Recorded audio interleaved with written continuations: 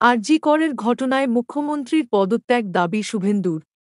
এই প্রথম বিরোধী দলনেতার এক দাবি মানার ইঙ্গিত মমতার রাত ২টোর পরে হাসপাতালে কর্তব্যরত মহিলা চিকিৎসককে ধর্ষণ করে খুনের অভিযোগে আরজি কর হাসপাতাল থেকে গ্রেপ্তার করা হয়েছে সঞ্জয় রায় নামে এক বহিরাগতকে।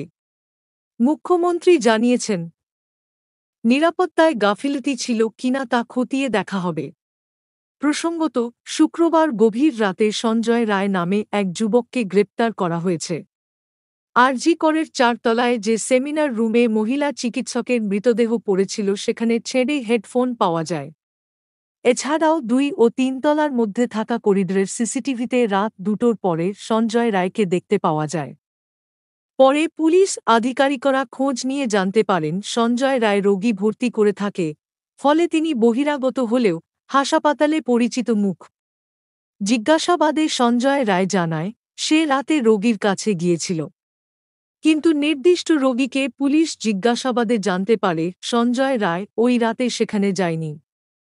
এরপর বক্তব্যে অসঙ্গতির জেরে সঞ্জয় রায়কে গ্রেপ্তার করে লালবাজারে নিয়ে যাওয়া হয়।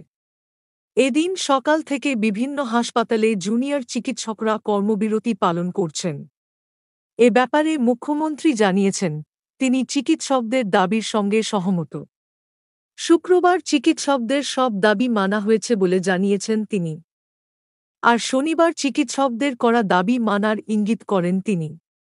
মুখ্যমন্ত্রী জানিয়েছেন, অভিযুক্তের বিচার করা হবে ফাস্ট ট্র্যাক কোর্টে। তিনি বিরোধী হলেও এই ঘটনায় ফাঁসির পক্ষে।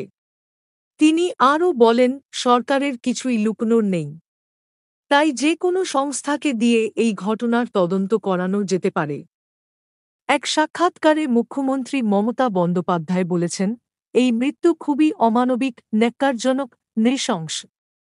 তাঁর মনে হচ্ছে নিজের পরিবারের কেউ হারিয়ে গিয়েছে। তিনি বলেন, যে কালপ্রিট এই ঘটনা ঘটিয়েছে তাঁর কোনো ক্ষমা নেই। পুলিশ একজনকে গ্রেপ্তার করেছে। তিনি বলেন, একটা ব্রেক থ্রু নিশ্চয়ই হয়েছে।